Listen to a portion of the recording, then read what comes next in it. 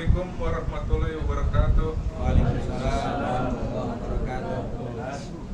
Alhamdulillahirabbil alamin. Wassalatu wassalamu ala asrofil anbiya'i wal mursalin nabiyina wa habibina Muhammadin wa ala alihi wa hasbihi asma'in wa man tabi'ahum bi ihsanin ila yaumil amma ba'd. Kepada yang terhormat CEO Absolute Group Bapak Haji Sastro SH, kepada yang terhormat Direktur Absolute Services Bapak Brigjen TNI Purnawirawan Insinyur Haji Agus Wiyarso, kepada yang terhormat Direktur Absolute Group Ibu Haja Eka Sri Yulianti, Ibu Asrin Sani, dan Bapak Julian Rahmanto, kepada yang terhormat Habib Abdurrahman bin Ahmad Assegaf, Ustadz Haji Muhammad Sidik, Ustadz Agus, dan Bapak Ibu karyawan Absolute Group yang dimuliakan oleh Allah Subhanahu wa Ta'ala. Sebagai umat muslim, marilah kita panjatkan syukur kepada Allah Subhanahu wa Ta'ala yang memberikan limpahan rahmat dan hidayahnya, sehingga pada sore hari ini kita diizinkan untuk berkumpul dalam acara pengajian tanpa adanya halangan.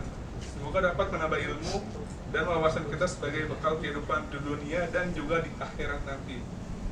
Salawat dan salam semoga tercurahkan kepada Nabi Muhammad SAW beserta keluarga, sahabatnya, dan kepada kita semua sebagai umatnya. Hadirin yang saya hormati, saya selaku pembawa acara izinkan untuk membacakan susunan acara pada pengajian sore hari ini sebagai berikut. Marilah kita buka pengajian ini dengan pembacaan Al-Fatihah.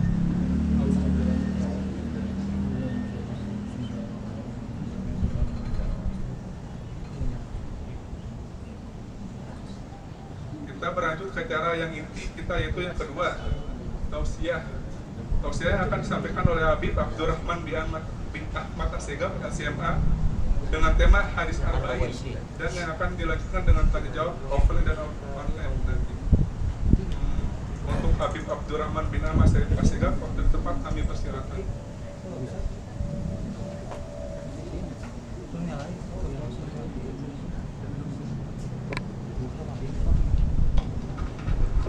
Assalamualaikum warahmatullahi wabarakatuh.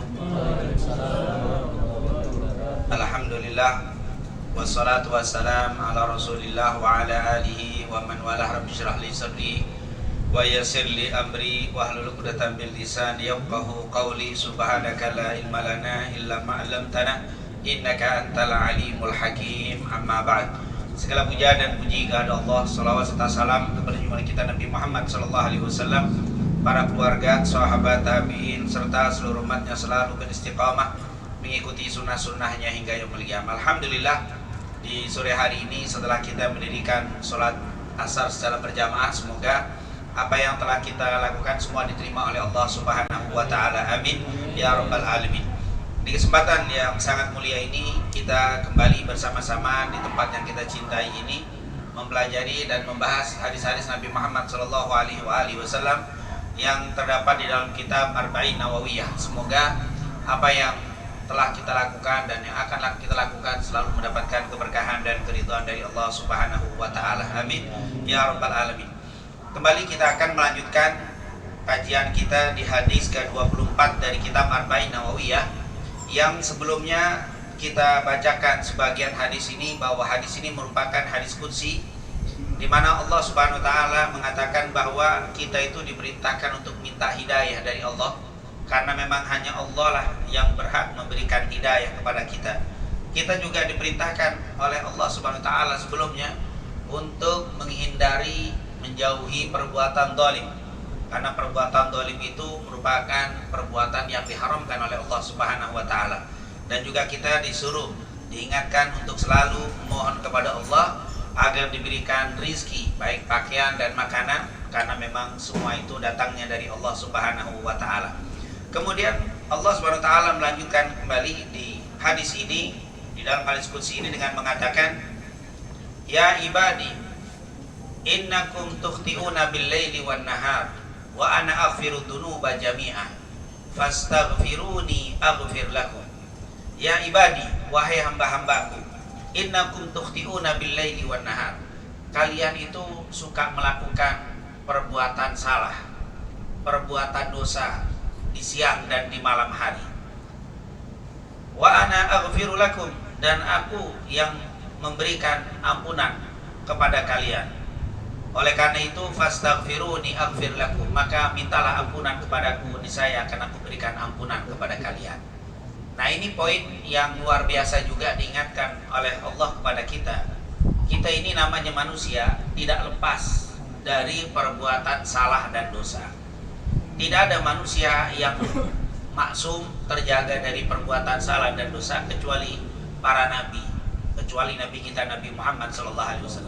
Tapi kalau kita, sebaik apapun kita, sehebat apapun kita, sesoleha apapun kita, pasti pernah melakukan perbuatan salah dan dosa. Justru orang yang bertakwa itu kalau didivisikan, bukan orang yang tidak pernah berbuat salah. Orang yang bertakwa itu bukan orang yang tidak pernah berbuat dosa. Seandainya orang yang bertakwa itu adalah yang tidak pernah berbuat dosa, tidak ada orang yang bertakwa di atas muka bumi. Jadi siapa itu orang yang bertakwa? Orang yang selalu berusaha melakukan ibadah kepada Allah, menghindari berbagai macam kemaksiatan. Bila terjatuh pada kemaksiatan, segera bertobat kepada Allah Subhanahu wa taala.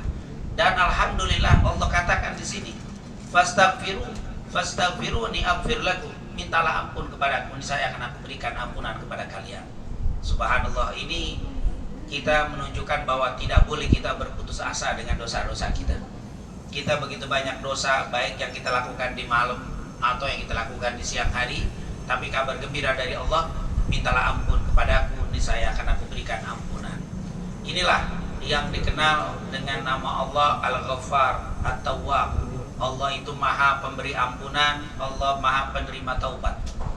Dan luar biasanya itu berbeda dengan kita. Kalau kita berbuat salah sama teman, lalu kita minta maaf sama dia, biasanya paling tidak dia bilang, ya saya maafkan kamu, sudah selesai. Tapi kalau Allah tidak, kalau kita berbuat dosa, kita terpeleset melakukan kesalahan, lalu bertaubat kepada Allah, Allah bukan hanya memberikan ampunan, tapi malah mencintai kita. Innallaha yuhibbut tawwabin. Allah cinta kepada orang yang bertobat. Ya maaf, kalau satu di antara kita berbuat salah sama saya misalkan, terus dia minta maaf, ya sudah, saya maafkan. Tapi untuk akrab itu biasanya sudah tidak lagi. Katanya ketemu si hello aja ya. Assalamualaikum, ya apa kabar? Udah nggak mau deket-deket. Kenapa? Pernah musuhan dulu, pernah selek. Saya tapi udah nggak marah lagi. Tapi untuk akrab, tar dulu lah. Itu kita. Tapi kalau Allah tidak. Ketika kita habis terpeleset melakukan dosa, lalu kita bertobat, Allah nggak katakan saya ampuni kamu. Oh, di situ tidak. Tapi innallaha yuhibbut tawwabin. Allah cinta kepada orang yang suka bertobat kepada Allah. Jadi ini kelebihan yang luar biasa datangnya dari Allah.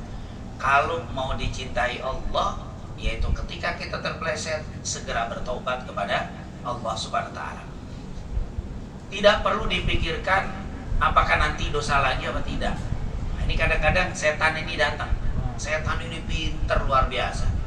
Waktu kita melakukan maksiat, terus kita nyesel, lalu kita mau bertobat, setan biasanya masuk. Pak, bisikin dalam hati kita, mau ngapain taubat? Besok juga berdosa lagi, besok juga kepleset lagi, paling besok melakukan lagi tuh kerjaan. Mendingan ntar aja deh kalau udah mau apa, sudah benar-benar tidak mau melakukan dosa itu. Itu pikiran dari syaitan. Kayaknya sih benar. Pakai ngomong lagi, apa nggak malu Allah, tobat dosa lagi, tobat dosa lagi, malu sama Allah. Kayak benar kita, jadi akhirnya nggak bertobat. Justru itu adalah syaitan. Ini kalau bahasa kita talbis, iblis begitu tuh. Iblis memasukkan, membisikkan sesuatu yang membuat kita akhirnya yang tadinya mau tobat nggak jadi. Saya jadi malu mau bertobat kepada Allah. Kenapa? Saya habis tobat, besok dosa lagi, tobat dosa lagi ya. Ntar aja deh, kalau emang benar-benar sudah taubat dan nasuha, sudah nggak mau lagi melakukan dosa, mau bertobat, itu salah. Kata para ulama, jangan pikirkan dosa apa lagi yang kita lakukan besok. Yang penting hari ini kita bertobat kepada Allah. Masalah dosa besok jangan dipikirkan. Kenapa? Yang pertama, kita belum tahu apakah kita besok sampai umurnya. Kenapa engkau pikirkan mau tobat besok sementara sekarang belum bertobat? Jadi jangan pikirkan besok, lusa, minggu depan, bulan depan. Nggak usah dipikirkan. Yang penting habis berbuat dosa segera bertobat. Karena kita tidak tahu apa yang akan terjadi. Apakah kita besok masih hidup apa tidak? Bayangkan kalau kita tunda, akhirnya kita belum bertobat, meninggal lebih dulu. Ini yang pertama. Yang kedua, jangan pikirkan besok. Karena boleh jadi dengan taubatmu hari ini tiba-tiba Allah kasih hidayah sehingga tidak mau lagi melakukan maksiat ke depan. Kita tidak tahu. Tiba-tiba hari ini saya bertobat dikasih taufik hidayah sehingga yang biasanya kita lakukan dosa itu besok hari Allah hilangkan dosa dari kita. Kita tidak tahu apakah itu taubat kita yang terakhir, apakah dosa itu merupakan menjadi penghalang dari hidayah. Setelah kita bertobat, hidayah datang, dosa itu akan tersingkir. Jadi tidak usah pikirkan apa yang akan terjadi besok. Kemudian kata ulama, seandainya besok pun engkau melakukan maksiat, nggak usah pikirkan. Yang penting sekarang taubat. Paling tidak dosamu hari ini sudah bersih. Besok melakukan dosa lagi, ya dosa lagi. Terus kita bertobat, bersih lagi. Dibanding kita tunda, nanti besok tobat jalan terus numpuk, akhirnya hatinya menjadi hitam dan tidak ada keinginan bertobat kepada Allah. Apa dikatakan di dalam hadis? Ma min muslimin yudhnibu adnab imma muslimin yudhnibu dhanban illa nukitat fi qalbihi nuqtatun sauda. Tidak ada seorang muslim yang melakukan perbuatan dosa kecuali ada titik hitam dalam hatinya. Dosa lagi, titik lagi. Dosa lagi, titik lagi. Semakin banyak dosa, itu semakin hitam. Ketika hitam, tidak ada lagi berkeinginan untuk taubat. Tertutup pintu taubat karena sudah kronis hatinya dengan banyaknya dosa. Oleh karena itu jangan ditumpuk, jangan dikumpulkan, jangan ditunda taubat. Saat kita terpeleset melakukan dosa, segera bertobat. Karena sekali lagi, jangan ditunda besok lusa, karena kita tidak tahu sampai apa tidak kita umurnya di esok hari. Yang kedua, jangan ditunda. Kenapa? Karena boleh jadi taubatmu itu justru menjadi awal hidayah dari Allah sehingga tidak lagi melakukan dosa ke depan. Dan jangan dipikirkan, kenapa boleh jadi taubatmu hari itu menghapuskan dosamu yang kamu lakukan di hari ini. Masalah besok itu lain lagi. Jangan pikirkan besok. Kalau kita mikirin besok lalu ditunda, itu akan menyebabkan tertutupnya pintu hidayah dari Allah Subhanahu wa taala. Dan bertobat itu sendiri ibadah. Jadi bertobat itu sendiri adalah ibadah. Jadi ketika kita bertobat kepada Allah, ya Allah, saya menyesal, saya bertobat kepadamu, itu ibadah. Jadi masalah besok kita maksiat lagi, jangan pikirkan karena saat ini kita sudah ibadah. Karena ibadah yang kita lakukan hari ini boleh jadi menjadi sebab Allah bukakan pintu-pintu kebaikan setelahnya. Itulah Allah katakan, wahai hamba-hambaku, kalian suka melakukan perbuatan dosa di malam dan siang hari, dan akulah yang menghapuskan semua dosa, maka mintalah ampunan kepada. Kemudian Allah mengatakan lagi, ya ibadi innakum lan tablughu durri fatadurruni wa lan tablughu nafi fatanfa'uni. Wahai hamba-hambaku, kalian tidak akan bisa melakukan sesuatu yang membahayakan aku. Kalian juga tidak bisa melakukan sesuatu yang menimbulkan kebaikan untukmu. Artinya begini, kita kalau ibadah itu tidak menguntungkan Allah. Kita kalau ibadah tidak membawa kebaikan kepada Allah, tapi bawa kebaikan kita sendiri. Kalau kita maksiat, semua ini kita maksiat, setiap hari maksiat. Jangankan kita, seluruh manusia yang ada di atas muka bumi, semuanya maksiat dari awal sampai mati, maksiat terus. Allah nggak rugi. Allah tidak berbahaya atau tidak susah, atau Allah tidak menjadi lebih rendah karena kemaksiatan kita. Allah tidak berpengaruh dengan kemaksiatan kita semua. Allah juga tidak menjadi tambah mulia ketika kita semua ibadah kepada Allah. Apa kata Allah? Ibadah kalian tidak membawa manfaat kepada aku. Kemaksiatan kalian tidak membahayakan untuk, tapi ibadah kalian kembali kepada kalian sendiri. Maksiat kalian akan kembali kepada kalian sendiri. Allah tidak pernah diuntungkan dengan ibadah kita. Allah juga tidak pernah dirugikan dengan maksiat kita. ibadah kita, kebaikan kita, kemaksiatan kita kembali kepada kita sendiri. Subhanallah. Makanya nanti di dalam Al-Quran, apabila kalian dimasukkan ke dalam neraka, mendapatkan siksa, dapat murka, maka jangan kalian mencaci aku, jangan kalian menyalahkan aku, kata Allah. Tapi lumu anfusakum, cacilah, salahkanlah diri kalian sendiri. Karena Allah Subhanahu wa ta'ala, sekali lagi, ketika kita disuruh ibadah untuk kita, ketika Allah melarang maksiat untuk kita kebaikan, tidak ada untuk Allah. Hanya Allah yang murni tidak mendapatkan kebaikan dari kebaikan yang kita lakukan. Hanya Allah yang murni tidak mendapatkan keburukan dari keburukan kita. Tapi seluruh makhluk itu berkaitan. Seperti seorang bapak, seorang ibu. Ibu dengan tulus nasihatin anaknya, wahai anakku, berbuatlah baik, jangan maksiat dan seterusnya. Tulus, tapi tetap ibu itu dapat kebaikan dari anak. Kenapa? Karena kalau anaknya beramal soleh, ibunya pun dapat imbas kebaikan daripada anak. Seorang guru yang tulus ngajar kepada muridnya, tetap kebaikan murid akan kembali kepada anak. Ada imbal balik, timbal baliknya ada. Siapapun, saya ketemu sama orang yang saya kurang baik, saya tulus, ikhlas, saya nasihati, saya nggak ngarepin uang, nggak ngarepin apa, saya nasihat supaya dia menjadi orang baik, tapi tetap kembali kepada saya. Ternyata dia ikut dengan saya, dia ibadah, maka setiap dia ibadah saya dapat pahala. Artinya ada kembali. Kecuali Allah, Allah menyuruh kita, tidak ada imbal balik sama sekali, murni untuk kita. Itulah Allah Subhanahu wa ta'ala. Berbeda dengan selain Allah. Seluruh makhluk kalau melakukan kebaikan terhadap orang lain, pasti dia akan dapat imbasnya. Teman karena akrab sekali memberikan nasihat kepada temannya dengan ikhlas. Wahai sahabat, wahai temanku, saya ikhlas, saya nggak ngarepin apa-apa darimu. Jagalah kebaikan, jangan melakukan maksiat. Sebenarnya ada imbasnya. Hanya Allah yang tidak ada, kembali kepada Allah. Sementara makhluk itu ada kembali kebaikan yang pernah kita lakukan. Makanya di sini, kebaikan apapun yang kamu lakukan tidak akan membawa kepada kebaikan untukmu, dan juga mudarat, tidak akan membawa mudarat kepada Allah Subhanahu wa ta'ala. Lau anna awwalakum wa akhirakum, seandainya orang yang pertama dan yang terakhir dari kalian, dari zaman Nabi Adam sampai kiamat, wa insakum wa jinnakum, manusia dan jin, semua manusia dan jin dari awal sampai akhir, kanu ala atqa qalbi rajulin wahidin minkum, dalam keadaan bertakwa. Semua manusia dan jin bertakwa, dari awal sampai akhir bertakwa semuanya.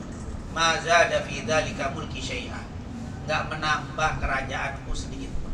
Kerajaanku tidak akan bertambah, kemuliaanku tidak akan bertambah dengan apa? Dengan takwanya seluruh manusia. Tadi saya bilang manusia yang awal sampai akhir, jin yang awal sampai akhir, semua ibadah enggak menambah kemuliaan Allah Subhanahu wa ta'ala. Begitu dia sebaliknya. Seandainya manusia dan jin dari pertama sampai akhir semuanya melakukan kemaksiatan, semuanya tidak taat kepada Allah, tidak akan mengurangi kemuliaan kerajaan Allah Subhanahu wa ta'ala. Ini yang dikatakan ulama, semua yang kita lakukan kembali kepada kita, tidak ada imbas kepada Allah. Allah tidak pernah tambah mulia karena ibadah kita semua. Allah tidak akan tambah rendah karena kemaksiatan kita semua. Tapi ketika kita ibadah, kitalah yang tambah mulia. Ketika kita maksiat, kitalah tambah rendah kedudukannya di dunia wal akhirah. Kemudian, lau anna awwalakum wa akhirakum, seandainya orang yang pertama dan terakhir dari kalian, wa insakum wa jinnakum, dari bangsa manusia dan jin, qamu fi sa'idin wahid, semuanya minta kepada Allah. Fasa'aluni, kemudian fa'ataitu kulla wahidin mas'alatah, semuanya minta kepada Allah, lalu aku kabulkan hajat-hajatnya. Mana fasadzalika mimma indi, tidak akan berkurang sedikit pun apa yang ada padaku. Manusia dari pertama sampai akhir, jin dari pertama diciptakan sampai akhir, semuanya berdoa. Semua berdoa dengan doa yang sama, dikabulkan sama Allah satu-satu. Doanya dikabulin semua, tidak akan mengurangi kekayaan Allah. Seperti apa? illa kama yanqusul mikhyat idza udkhilal bahr, kecuali kurangnya lautan ketika dimasukkan jarum. Ini lautan, kita masukin jarum, kita tarik lagi, itu lautan berkurang apa enggak ceteknya atau airnya? Tidak berkurang. Begitulah kekayaan Allah. Seandainya semua manusia dan jin berdoa lalu digabulkan semuanya, tidak berkurang kekayaan Allah Subhanahu wa ta'ala. Subhanallah. Ini menunjukkan kepada kita, maka kalau kita berdoa jangan kita pelit. Kalau kita berdoa jangan kita bakhil. Artinya apa? Doa untuk dirinya saja, jangan. Kalau kita berdoa, doakan juga orang tua kita, doakan juga saudara-saudara kita, doakan sahabat-sahabat kita. Ketika kita berdoa banyak untuk orang lain, nggak mungkin berkurang apa yang ada pada Allah. Maaf, kalau segi bahasa secara apa, pemahaman yang mudah kalau kita ya diilustrasikan dengan manusia. Saya minta sama orang ini punya mungkin duit 20 juta. Kalau saya minta sendirian mungkin dapatnya 2 juta dikasih. Tapi kalau saya bawa temen mungkin nanti jangan-jangan sudah sejuta. Kalau saya bawa berempat jangan-jangan berapa? 500, mendingan sendiri aja dapatan banyak kan kalau dapat sendirian. Itu manusia. Kalau manusia kita minta beramai-ramai, rizkinya semakin berkurang dan ngasih semakin dikit biasanya. Tapi kalau kita sendirian dapatnya banyakan, itu manusia. Tapi kalau sama Allah bilang apa? Seluruh manusia dan jin bareng-bareng berdoa kepadaku, aku kasih setiap orang yang meminta, kekayaan pun tidak berkurang, seperti tidak berkurangnya lautan ketika dimasukkan apa? Jarum ke lautan. Oleh karena itu, la tudayyiq rahmatullah. Jangan engkau persempit rahmat Allah. Kalau berdoa, berdoalah yang untuk orang banyak. Makanya kalau kita baca Al-Quran itu, semua doanya itu menggunakan domir nahnu. Kalau bahasa kita untuk kami, kata-kata itu kami. Rabbana atina. Kenapa enggak Rabbi atini? Kalau Rabbi atini artinya ya Allah berikan kepada. Tapi kalau Rabbana atina, ya Allah berikanlah kepada kami di dunia kebaikan dan di akhirat kebaikan. Selalu pakai nun, pakai nahnu. Rabbana dhalamna anfusana, ya Allah kami semua berlaku zalim kepadamu. Wa illam taghfir lana, jika tidak Engkau berikan ampunan kepada kami, lanakunanna minal khasirin, kami termasuk orang yang merugi. Semua doa di dalam Al-Quran itu menggunakan kami. Ini menunjukkan kalau berdoa jangan pelit. Kalau berdoa jangan saya, doakan aja. Ya Allah berikanlah kepada kami. Maksud kami siapa? Niatkan untuk saya sendiri, untuk orang tua, keluarga, kerabat. Itu Allah suka. Dibanding ya Allah berikan saya rezeki saya melulu, yang lain bisa bodoh lah ya. Mau susah nggak masalah, yang penting apa? Saya senang. Kenapa? Karena kadang-kadang orang berpikiran kalau kita semua dikasih, ntar nilai yang dikasih berkurang lagi. Seperti minta sama manusia, mesti saya dapat 2 juta jadi apa? Jadi 500, mintanya berempat, coba sendirian. Itu pikiran seperti itu dihapus oleh Allah. Seandainya semua kalian minta kepada aku dan aku kabulkan semua permintaan kalian, tidak akan pernah berkurang kekayaanku seperti tidak berkurangnya lautan ketika dimasukkan jarum. Subhanallah. Ini kecuali doa orang tua pakai i. Kalau doa orang tua selain enggak, Rabbighfirli wali walidayya, dalam Al-Quran hanya i saja, yaitu yang berkaitan dengan orang tua. Karena untuk orang tua kita harus khusus, untuk orang tua itu istimewa. Makanya Rabbighfirli wali walidayya itu ya Allah ampuni saya dan kedua orang tua saya. Selebihnya pakai nahnu, kami. Kami itu kan menunjukkan apa? Rame-rame. Nah, ini luar biasa. Memang kalau untuk orang tua khusus, kita harus istimewa untuk orang tua. Tapi untuk yang lain, Rabbana ighfir lana wa li ikhwanina alladhina sabaquna bil iman wa la taj'alna fi qulubina wa la taj'al fi qulubina, pakai nun semua, nahnu. Ya Allah ampuni kami dan saudara-saudara kami. Selalu pakai kami. Nah, di sini menunjukkan jangan pernah pelit, kikir di dalam berdoa. Karena kata Allah, seandainya setiap kalian berdoa dan aku kabulkan, tidak akan berkurang kekayaan. Bahkan kita dianjurkan bukan hanya mendoakan orang hidup, yang mati pun jangan pernah dilupakan. Makanya itu setiap Jumat paling sedikit kita pasti mendoakan muslimin muslimat yang sudah meninggal dan masih hidup. Suka kita dengar khatib, Allahumma ighfir lil muslimina wal muslimat wal mu'minina wal mu'minat al ahya minhum wal amwat, yang hidup dan yang sudah mati. Dan itu menjadi salah satu rukun khutbah Jumat, berdoa untuk muslimin muslimat. Ini menunjukkan memang Allah itu demen kalau orang yang berdoa plus doain orang lain. Jangan hidup yang penting saya enak, yang penting saya berkecukupan, yang penting saya selamat, yang penting saya bahagia. Salah. Jadilah kita orang baik juga menjadi apa? Bahagia. Semoga kita semua bahagia, kita semua selamat. Itu yang diinginkan oleh Allah Subhanahu wa taala. Kemudian di dalam penjelasan yang lain, Rasulullah Allah Subhanahu wa taala berfirman di sini, tidak akan hilang, tidak akan berkurang kekayaanku seperti tidak berkurangnya lautan ketika dimasukkan jarum. Kemudian summa uwaffikum iyyaha faman wajada khairan falyahmadillah wa man wajada ghaira dzalik fala yalumanna illa nafsah. Setiap kebaikan-kebaikan yang kalian lakukan akan aku balas nanti di yaumil qiyamah. Keburukan yang kalian lakukan pun akan aku tampakkan, aku akan berikan kepada kalian. Dan jangan kalian mencaci di hari kiamat nanti kecuali diri kalian sendiri, karena kalian mendapatkan apa yang telah kalian lakukan. Ini penutup yang luar biasa. Allah Subhanahu wa taala mengingatkan kepada kita, jangan pernah menyangka kebaikan yang pernah kita lakukan itu tidak diketahui, tidak ada yang tahu, dan mungkin jangan-jangan tidak ada balasan di hari kiamat. Ternyata semua akan terlihat. Wa may ya'mal mithqala dzarratin khairan yarah. Kebaikan sekecil apapun yang kalian lakukan itu tercatat, terlihat, tampak, bahkan di hari kiamat dibalas oleh Allah. Dan jangan kira ketika kita melakukan kejahatan, kemaksiatan, gak ada yang tahu. Lolos, selamat di atas muka bumi, iya kata Allah. Boleh jadi kamu lolos di atas muka bumi dan tidak ada yang tahu kejahatan yang kamu lakukan. Tapi nanti di yaumil qiyamah, kejahatan yang pernah kau lakukan tercatat, terlihat, ditampakkan dan dibalas oleh Allah. Wa may ya'mal mithqala dzarratin syarran yarah. Siapa yang melakukan keburukan, kejahatan sebesar dzarrah, dia akan melihatnya dan akan mendapatkan balasannya. Oleh karena itu, kalau kalian mendapatkan kebaikan, ucapkan alhamdulillah.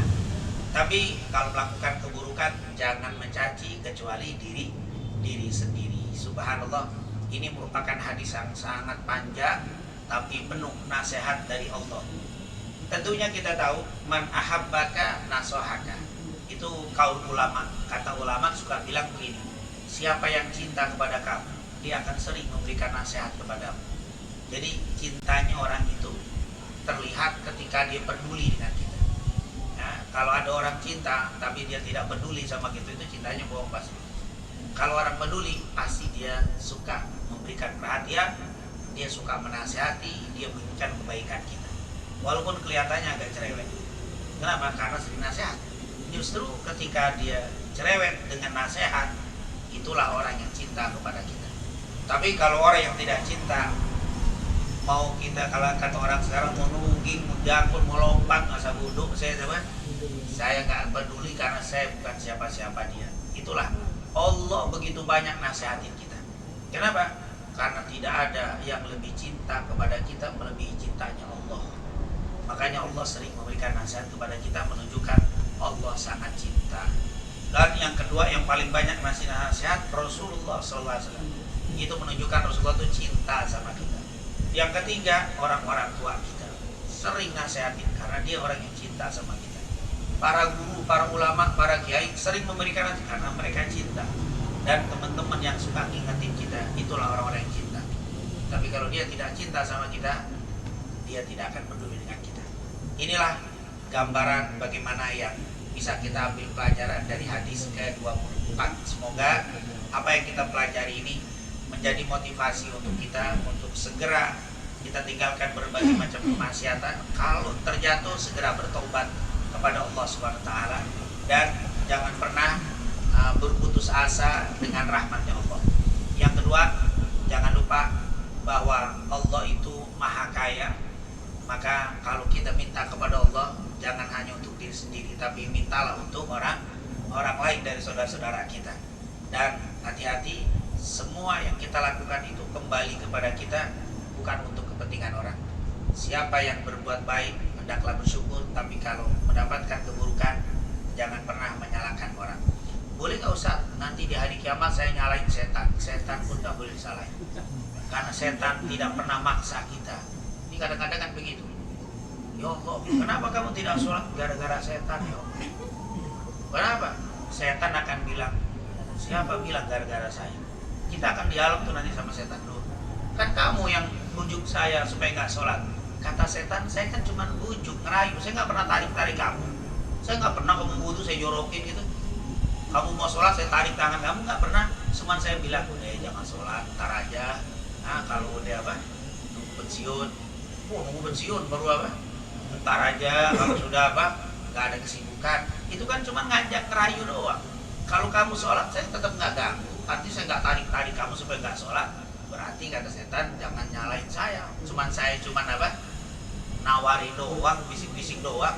Kecuali setan tadi kita mau sholat, mau wudhu tiba-tiba tangan miring. Pas mau jalan tiba-tiba kepleset, dijorokin. Nah itu baru kita bilang, ya Allah saya nggak sholat gara-gara setan. Itu benar. Tapi setan hanya ngerayu saja. Maka kata setan, jangan salahkan aku. Aku hanya merayu dan mengajak. Kenapa kau ikut? Dan kalaupun kau nggak ikut, aku nggak paksa, kata setan. Tuh setan mah kurang ajar.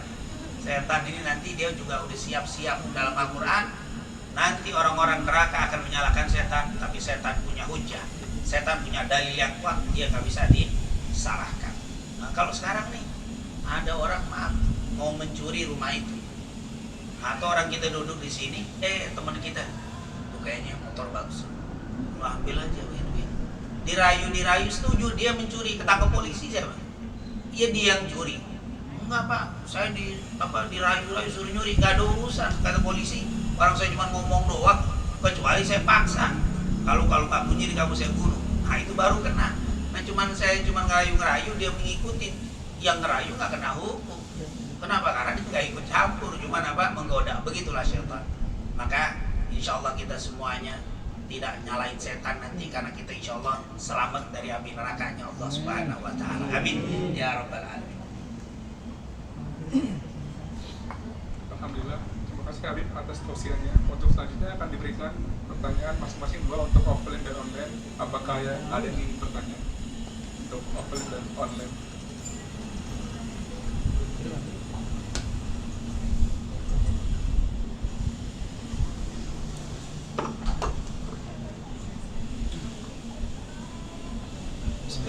Assalamualaikum warahmatullahi wabarakatuh. Waalaikumsalam warahmatullahi wabarakatuh. Ya, Habib tadi sempat dibahas mengenai taubat ya Habib ya.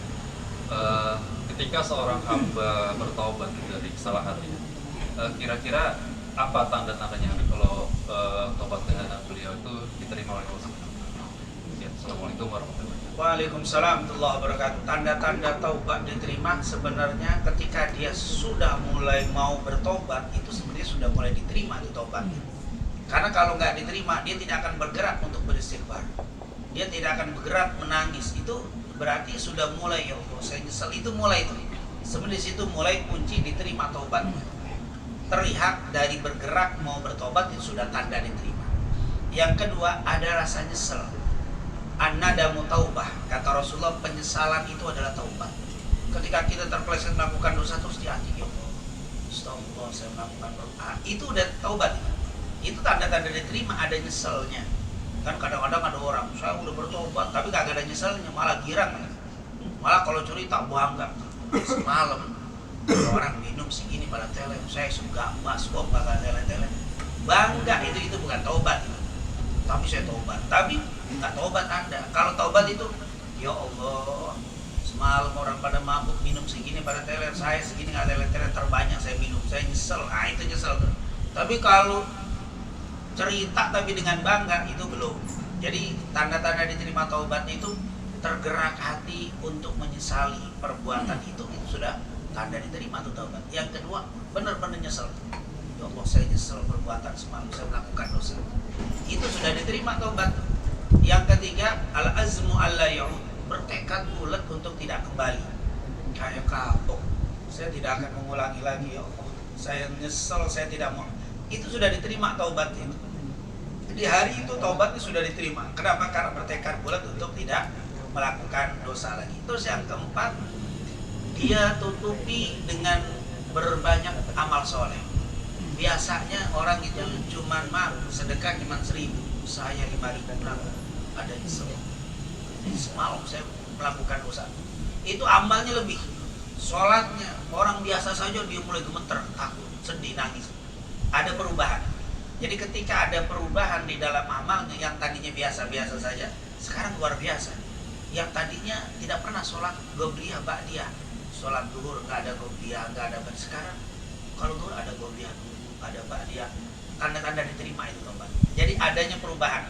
Yang tadinya biasa sekarang sudah luar biasa. Yang tadinya standar sekarang lebih dari standar.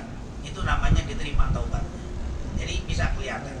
Nah ini ya, jadi yang pertama ada keinginan bertobat, itu sudah diterima. Ada rasa nyesel, ada bertekad untuk tidak kembali lagi. Kemudian tadi merubah perbuatan, dan yang terakhir dia banyak membaca istighfar. Duduknya diingat dengan dosa, astagfirullah, mengingat dosa-dosanya, mengingat kesalahan-kesalahannya. Duduknya dalam keadaan duduk dia beristighfar, atau mungkin dalam keadaan dia berjalan dia ingat astagfirullah. Istighfar itu menunjukkan bahwa taubat itu diterima oleh Allah Subhanahu wa taala. Jadi sangat mudah sekali kelihatan. Tapi kalau saya bertobat Ustaz, tapi nggak ada nyeselnya, besok melakukan lagi, udah gitu tidak ada bertekad untuk meninggalkannya, bahkan istighfarnya pun tidak pernah, ibadahnya pun tidak juga, itu berarti nggak diterima. Tapi kalau sudah ada perubahan, itu adalah menunjukkan taubat yang diterima. Insya Allah Allah terima semua taubat kita oleh Allah Subhanahu wa taala. Amin ya rabbal alamin. Baik, terima kasih atas jawabannya. Untuk yang lain apakah ada yang bertanya? Bismillahirrahmanirrahim. Assalamualaikum warahmatullahi wabarakatuh. Waalaikumsalam warahmatullahi wabarakatuh. Mungkin bertanya Habib, ini kan terkait kita ini apakah nanti akan meninggal dalam husnul khotimah atau sul khotimah. Nah mungkin ada orang yang awalnya dia rajin gitu ibadah, tahu-tahu meninggal sul khotimah. Ada juga yang mungkin dia maksiat tapi dia tobat terus husnul khotimah gitu. Nah pertanyaannya adalah, apakah misalkan contoh orang yang sul khotimah itu dia kan ibadah nih, nah apakah ibadahnya nanti dihitung meskipun dia mati sul khotimah, tapi kan dia beribadah nih waktu masih baiknya gitu. Nah apakah tetap dihitung atau hanya dilihat di akhir hayatnya aja? Sebaliknya begitu pun yang husnul khotimah, apakah setelah dia bertobat, maksiatnya kan banyak tuh, apakah gitu juga gitu? Kemudian yang kedua, Mas Ayu tadi nitip terkait terkait hidayah katanya Habib. Apakah hidayah terjemput apa ditunggu gitu Habib? Terima kasih. Wassalamualaikum warahmatullahi wabarakatuh. Waalaikumsalam warahmatullahi wabarakatuh. Iya, memang berkaitan dengan amal manusia ini misteri. Amal kita itu misteri. Misterinya gimana? Kita nggak tahu akhir hayat kita. Insya Allah kita semua selalu berdoa semoga akhir hayat itu baik semuanya. Amin. Husnul khatimah. Amin ya rabbal alamin. Kenapa sih orang itu sekarang nih saat ini kita nggak bisa dianggap wah ini ibu pasti ahli surga, wah ini bapak ahli surga? Nggak bisa. Kenapa? Karena belum akhir. Justru nanti finish. Ibarat kita ini sekarang lagi perlombaan, tapi belum nyampe finish, maka kita nggak bilang sukses. Ada yang belum sampai finish udah KU dulu kan, udah ngos-ngosan berhenti, akhirnya nggak sampai finish. Tapi ada juga yang sampai finish duluan nomor pertama atau dapat juara. Ada juga yang finish walaupun terseot-seot, udah mau bubar tapi baru nyampe ke finish. Tapi lumayan lah, sampai nggak sampai KU di tengah jalan. Jadi perhitungan orang itu adalah setelah sampai finish. Kapan itu? Akhir hayat kita. Makanya Nabi pernah bilang, Innamal a'malu bil khawatim. Amalan-amalan itu dihitung di khawatim, di penutupnya. Jadi makanya orang bilang penutupnya bagaimana? Finish dengan bagus. Bagus nih orang. Lulus, selesai. Sama sekarang kita kuliah atau kita sekolah. Kita belum, ya kita memang anak kuliahan, tapi lulus apa enggak ntar lihat. Ada yang lulus dengan nilai A+, ada yang amin, ada yang B, ada yang C, ada juga yang lulusnya dengan terpaksa, mungkin ada juga. Kalau bahasa kita lulusnya dengan angka terpaksa. Dibilang lulus, ya lulus, dibilang enggak, ya udah hampir apa? Udah hampir enggak lulus, tapi lumayan lah lulus juga artinya. Entah karena dosen yang malas ketemu di kelamaan, udah SKS beberapa kali nggak selesai ada juga, tapi intinya lulus juga, alhamdulillah. Nah intinya kita tuh tidak bisa dikatakan selesai sukses dari kuliah itu sebelum apa? Lulus akhir tahun. Begitu juga kita tidak bisa kita dibilang sukses hidup ini kecuali sampai akhir dunia selesai. Artinya bukan kiamat ya, karena akhir dunia itu ada dua. Ada akhir dunia secara keseluruhan namanya kiamat. Ada akhir dunia bagi fulan, itu namanya kematian. Ketika kita mati, itulah akhir dunia bagi kita. Tapi bagi orang belum. Tapi kalau kiamat bagi seluruh manusia akhir. Jadi kiamat makanya disebut kiamat kubro, kiamat sugro. Kiamat besar, mati semuanya. Kiamat sugro, mati untuk si fulan. Kiamat bagi dia. Jadi tidak bisa kita katakan itu orang sukses, tidak sukses kecuali di akhirnya. Nah yang jadi masalah, ada orang yang beramal soleh banyak, akhirnya matinya apa? Su'ul khotimah. Kalau bahasa kita matinya itu gak bagus. Kalau kata orang-orang apa bahasa harian itu dibilang ini mantan orang soleh, itu paling gak enak itu mantan orang soleh. Berarti matinya tidak soleh dulu. Dulunya nih, Ustaz ini orang mantan ahli ibadah. Berarti matinya lagi dalam keadaan apa? Tidak ibadah. Ada yang terbalik, preman nggak pernah ibadah. Dia taubat 2 tahun kemudian, setahun kemudian matinya husnul khatimah. Ini yang kita sebut mantan bukan orang soleh. Ini yang malah yang selamat. Jadi kalau mantan orang soleh berarti nggak baik. Tapi kalau mantan preman berarti apa? Orang baik. Makanya ada istilah orang yang banyak masuk surga mantan orang tidak soleh. Yang banyak masuk neraka mantan orang soleh. Balik-balik tapi maknanya sama juga sebenarnya. Artinya yang terakhir itulah penentu. Yang jadi masalah sebenarnya kenapa kok bisa kayak begini? Kok bisa Ustaz? Ini orang ibadah-ibadah di akhirnya kok nggak sampai dia keluar dari ibadahnya terus mati suruh khatimah. Kata ulama kalau dia ibadah benar tidak mungkin dia mati suruh khatimah. Jadi kalau ada orang beramal soleh di akhir hayatnya kemudian dia maksiat matinya dalam keadaan maksiat, boleh jadi yang pertama ibadah yang dilakukan tidak ikhlas karena Allah. Kelihatannya ahli ibadah, kelihatannya orang rajin ke masjid, kelihatan kita, tapi di hatinya mungkin ibadahnya bukan karena Allah. Sehingga hanya pengen apa? Yura'un nas, pengen dilihat orang. Makanya akhir hayatnya ternyata matinya su'ul khatimah. Jadi ibadahnya itu nggak ngefek. Kenapa? Karena amalnya bukan karena Allah. Kan innamal a'malu binniyat. Yang kedua, nggak usah dia ikhlas, tapi boleh jadi ibadahnya nggak benar, sholatnya nggak benar, semua nggak benar, jadi ibadahnya kosong. Akhir hayatnya ternyata mati su'ul khatimah. Jadi nggak mungkin ya orang ibadahnya ikhlas, ibadahnya rapi, akhir hayatnya su'ul khatimah. Allah maha adil, Allah tidak mungkin melakukan kezaliman. Ini jaminan. Jadi jangan khawatir, jangan nanti di luar sana ada rajin-rajin sholat, belum tentu akhir hayatnya. Saya juga walaupun nggak sholat belum tentu. Boleh jadi saya nanti akhirnya husnul khotimah. Anda yang rajin sholat mati husnul khotimah. Kacau nih ngomong begini nih.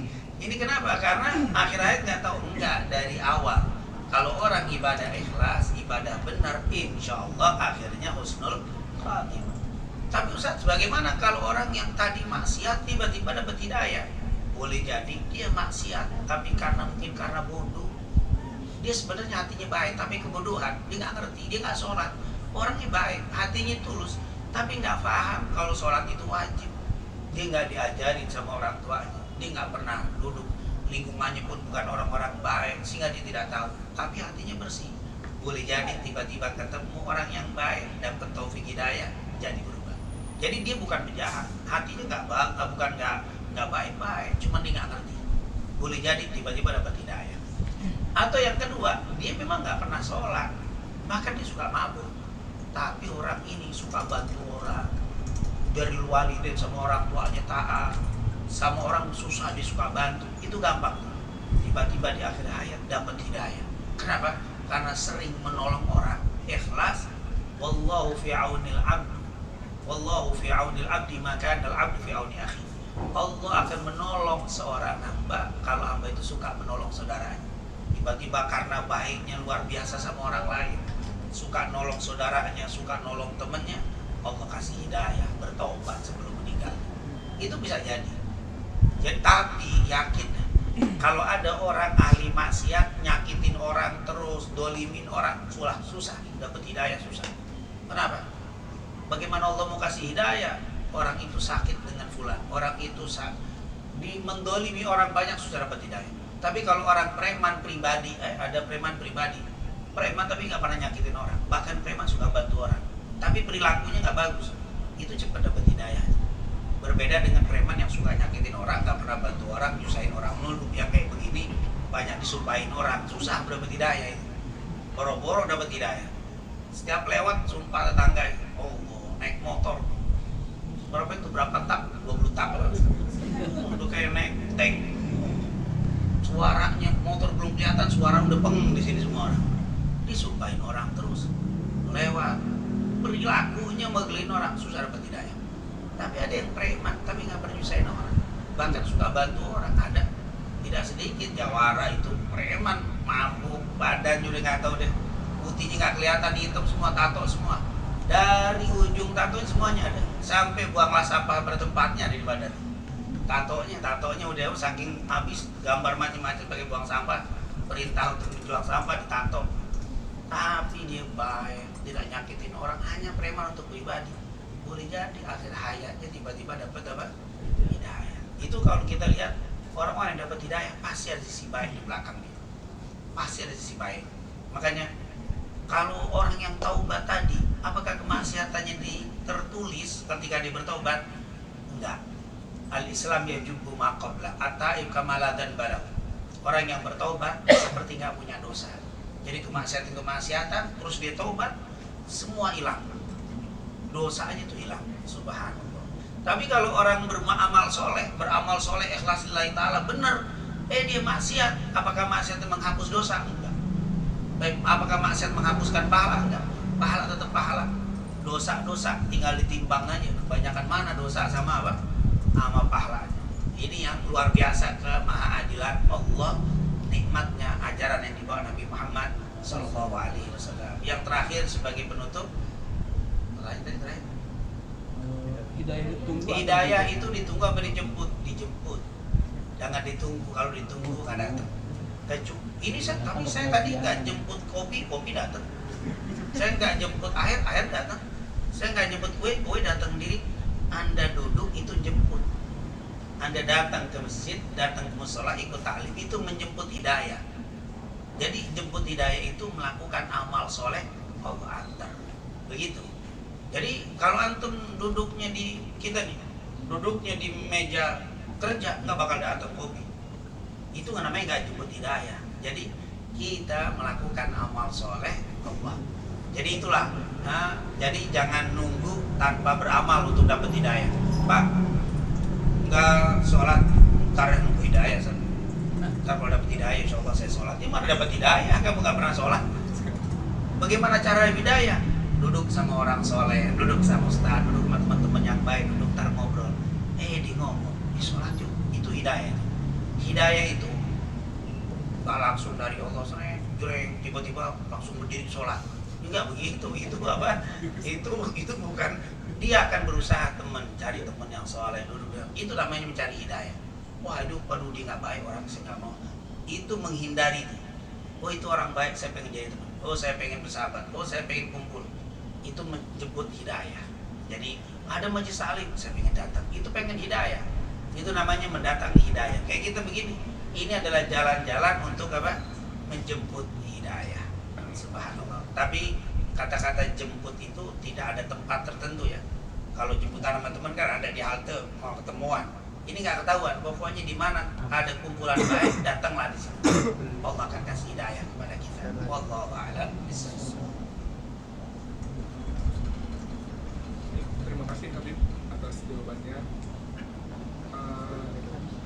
Sebelum penutup, saya ingin menyimpulkan beberapa dari tausiah yang telah Habib sampaikan. Yang pertama, manusia tidak terlepas dari salah atau dosa kecuali Nabi atau Rasul. Yang kedua, Allah Maha Pemberi ampunan atau penerima taubat. Yang ketiga, Allah cinta kepada orang yang suka bertaubat. Kita lanjut. Akhirnya kita sampai di penghujung acara, yaitu berdoa bersama dan akan dipimpin langsung oleh Habib. Sebelum kita berdoa bersama, saya selaku pembawa acara, jika terdapat salah kata ataupun sikap yang tidak berkenan di hati Bapak Ibu sekalian, saya mohon maaf yang sebesar-besarnya. Kepada Habib Abdurrahman bin Ahmad Assegaf untuk memimpin doa, kami persilakan.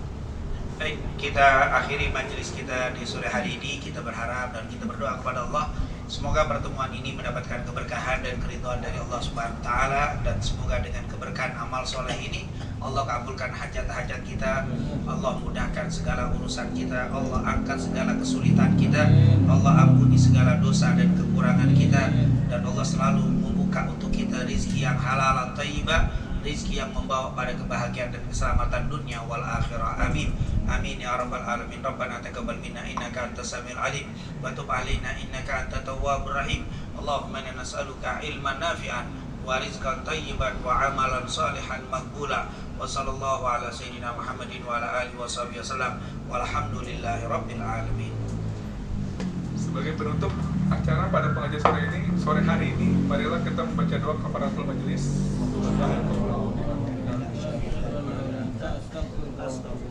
Wassalamualaikum warahmatullahi wabarakatuh.